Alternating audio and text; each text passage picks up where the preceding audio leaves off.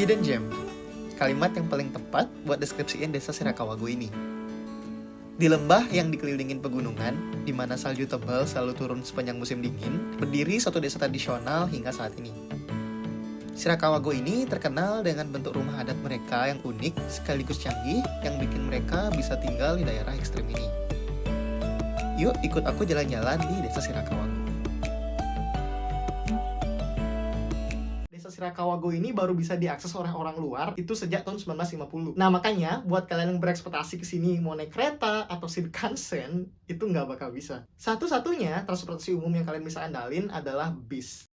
Perjalanannya sendiri perlu waktu sekitar 3 jam. Nah beruntungnya waktu aku berangkat itu nggak ada heavy snow dan juga pemandangannya cakep banget. Jadi perjalanan 3 jam itu nggak kerasa. Oke, baru aja nyampe di stasiun bisnya kayak gini.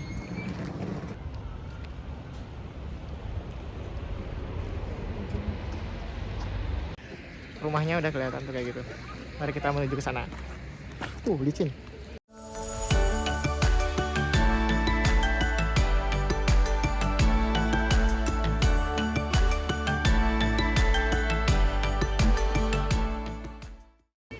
Jadi bentuk rumah yang dari sini tuh namanya Gassho Zukuri. Gassho itu artinya kayak menapakkan kedua tangan. Emojinya sering dipakai sama bapak-bapak ibu-ibu. Kalian pasti tahu lah, kayak mohon gitu. Terus Zukuri itu artinya struktur atau manufaktur. Jadi nama rumahnya itu namanya Gassho Zukuri. Nah tujuannya adalah kenapa dibuat mereng segitiga kayak itu, supaya saljunya gampang turun. Terus di pinggir-pinggirnya nih dibuat agak cekung ke dalam, supaya pas hujan dinding-dinding rumahnya itu nggak kena basah gitu.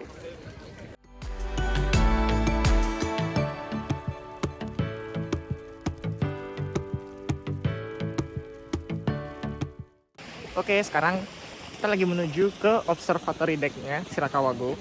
Dari sana harusnya bisa kelihatan desanya secara utuh. Buat kesini kita perlu nanjak sekitar 440 meter. Lewatin hutan-hutan yang diselimutin salju. Let's go.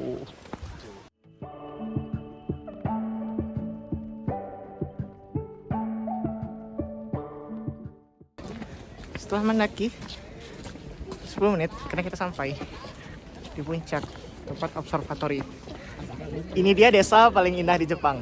Welcome to Sirakawago.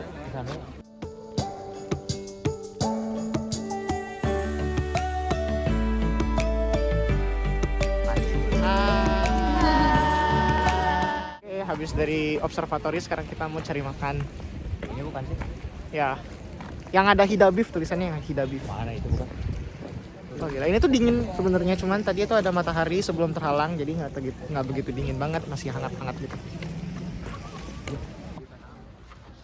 Oh, di mana-mana putih.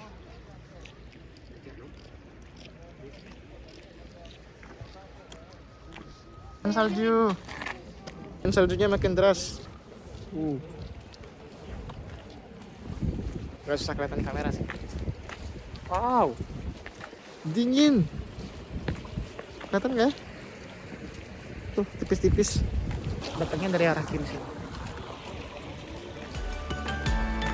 Salju.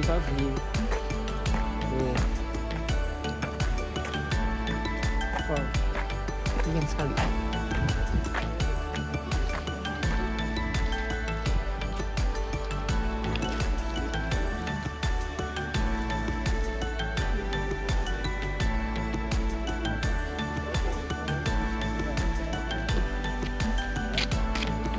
Nah kalau dari dekat rumahnya kelihatan kayak gini.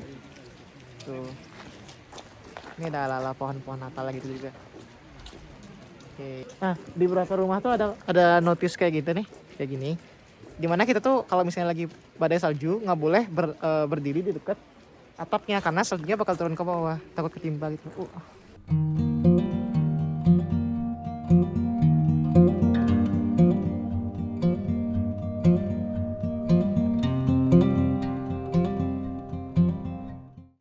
Tadi kita antri sekitar 30 menitan buat datang ke restoran, dan variasi makanannya juga kebanyakan kalau nggak bidon sapi terus soba.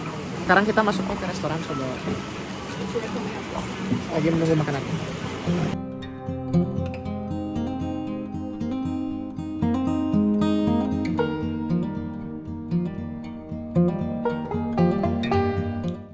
Oke, sekarang aku mau coba masuk ke salah satu rumahnya yang bisa dikunjungin. Namanya Nagase House. Oke, kita masuk, let's go. Oke, jadi udah masuk ke dalam rumahnya kayak gini. Semuanya dari kayu.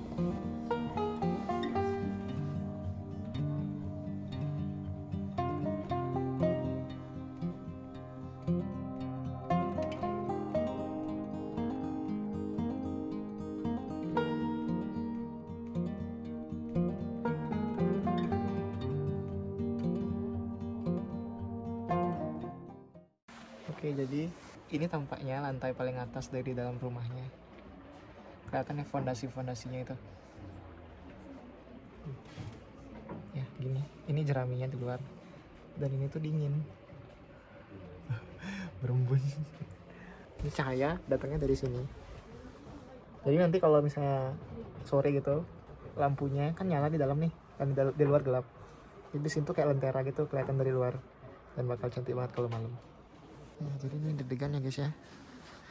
Ini tuh beneran kayak bawahnya gitu doang.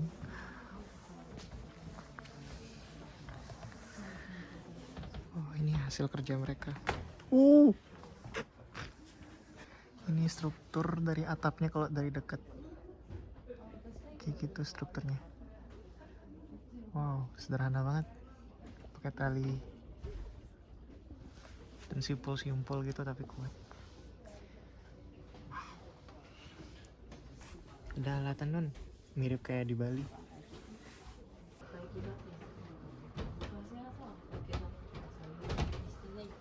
Bertani. Yang kerja di sini tuh tinggalnya di sini. Ini kamar mereka. Ini tangga buat naik ke atas, terus ini tempat tinggal mereka kayak gitu.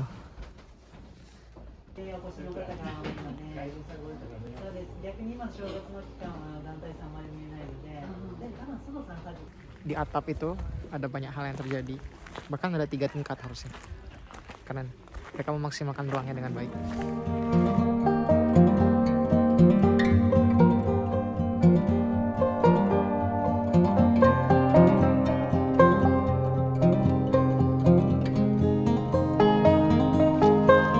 Sawah. Bagus banget.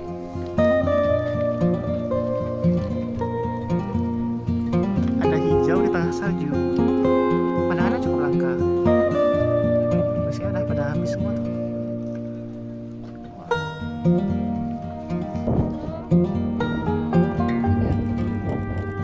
Gede-gede banget.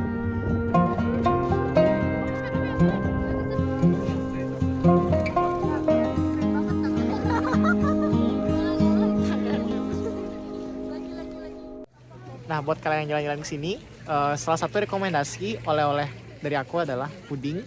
Buat kalian yang mau beli, cari aja keyword purin, Purin gitu di Google Maps dan muncul deh tempat ini. Beli ini namanya mizu purin. Mizu itu air, tapi di sini kayaknya nggak air, lebih ke kayak jelly gitu.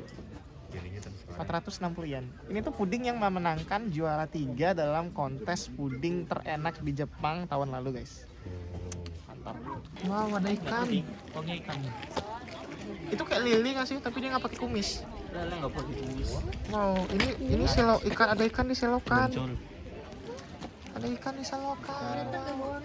Ternyata tidak hoax. Saljunya makin deras. Wow. Iya, mangga silahkan gitu. Rumahnya nggak terlalu tinggi ya? Tinggi gitu. Ya gede sih, cuman kayak ya. Ini tuh tipikal rumah yang digambar pas SD. Iya sih.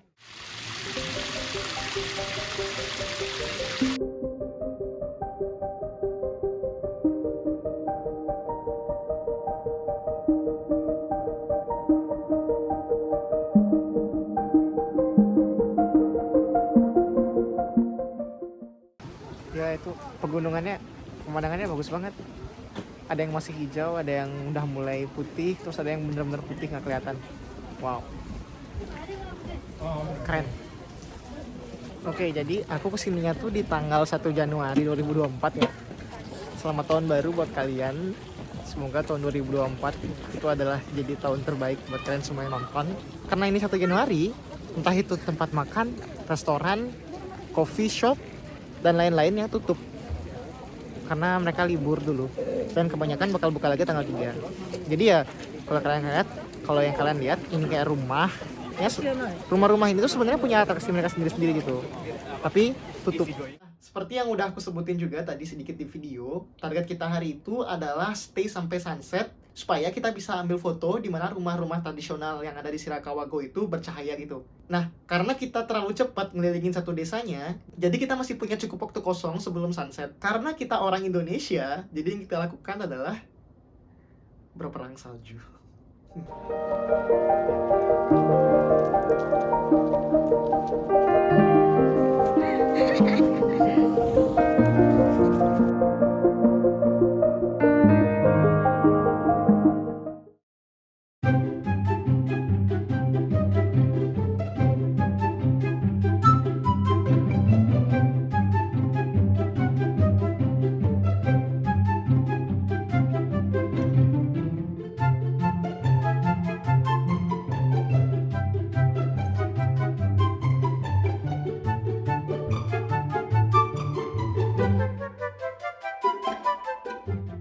Bang melewati musim dingin, semoga Nggak kena kena akunya. Bukan itu, aku kan nyari esnya. Jangan. Dia baru lahir loh. Dia baru lahir. Mah, Herdi baru lahir. mada omare tabakari nan da kedo. Demo wa. Dia perempuan tuh laki-laki. Hah? Gak ada gendernya. Oke, genderless ya. Gender fluid. Gender. Karena kamu tinggi, gue kasih penangkal petir ya. It was at this moment that he knew. He f***ed up. Oh, headshot. Headshot.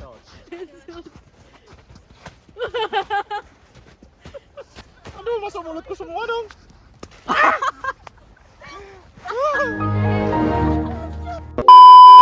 Nah, 30 menit sebelum perkiraan sunset, akhirnya aku mutusin buat naik lagi ke Bukit Observatory yang udah aku kunjungin di pagi harinya. Oke, sekarang kita mau balik lagi ke tempat observatory yang di atas buat nungguin sunset. Karena katanya rumah-rumahnya ini bakal jadi bagus kalau misalnya ada sunset. Jadi itu ada cahaya yang keluar dari dalamnya gitu. Mari kita coba ke atas. Nah, begitu sampai di puncak, aku dan juga beberapa orang yang ada di sekitarku, waktu itu ramai banget, lagi ngambil foto desanya dari ketinggian gitu. HP dari semua orang tiba-tiba keluarin notifikasi suara yang kenceng banget. Ternyata itu adalah notifikasi gempa. Oh my god.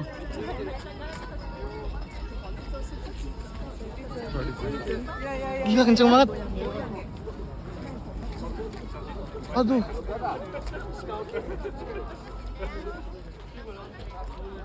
Nah, sebenarnya aku dan teman-teman setelah dari Shirakawa-go mau langsung lanjut ke Prefektur Ishikawa, yang dimana kita tahu kemudian ternyata Prefektur Ishikawa ini adalah epicentrum dari gempa yang terjadi waktu itu. Nah, singkat cerita, karena kita nggak bisa ngelanjutin perjalanan ke Ishikawa, akhirnya aku dan teman-teman di malam itu dan juga keesokan harinya stuck, nggak bisa pulang ke Tokyo.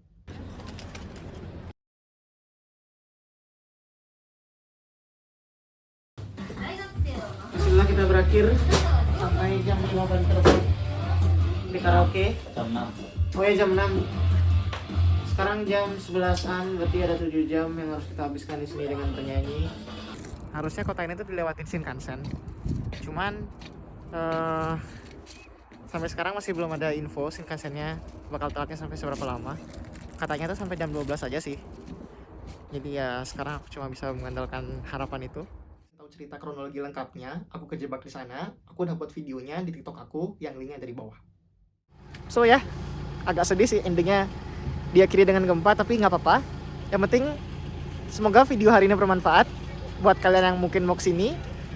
Dan kalau bisa hindarin liburan kayak tahun baru, karena itu bakal banyak banget orang yang tutup. Sekian aja video hari ini. Sampai jumpa di video berikutnya.